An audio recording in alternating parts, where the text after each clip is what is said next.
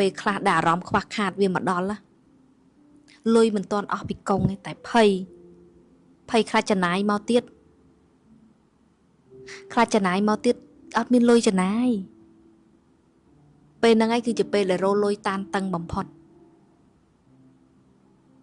តែពេលខ្លះលុយមិនសូវជាមានក្នុងខ្លួនណាធ្វើដាក់ទុនលេខកើតនេះនោះអស់តែតែងតែមានអារម្មណ៍ថាយើងមានគុណតម្លៃយើងជាមេដែលឆក់ស្រូបទាញលុយយើងស្ដុកស្ដំចក្រវាលចាត់រៀងគ្រប់បែបយ៉ាងមកងាយសបាយអាណែលុយមកពីនេះវាមកពីនោះវាមកពីនេះវាមកពីនោះវាចូលពីនេះវាចូលពីនោះវាមកតាន់ពេលនោះតាន់វេលា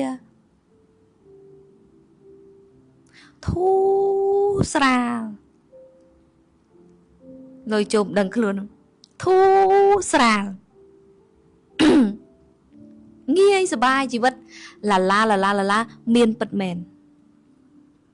មិនចាំបាច់លុយហោហៀងថាអូមានលុយដេកកង់3លានណាជីវិតនេះឡាគ្មានទេមនុស្សលុយចេះគ្រប់ទេហើយចំណាយកំដៅបើសិនជាហ៊ានតាមានអារម្មណ៍បែបអារម្មណ៍ខ្វះខាតលុយប្រហែលក៏ត្រូវស្រូបយកទៅប្រើការអស់ហើយវាចូលបែបតឹងអញ្ចឹងខាន់ថាគេថាលុយកាលណាយើងកាន់តារោមកតឹងចាយលឿនអារម្មណ៍កាន់តតានតឹងរលុយមកតឹង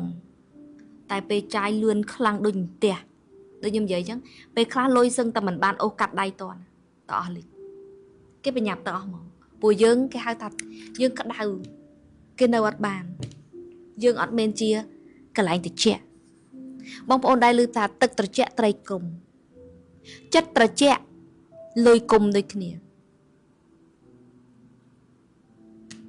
យល់ពីតម្លៃខ្លួនឯងលុយមកដូចគ្នា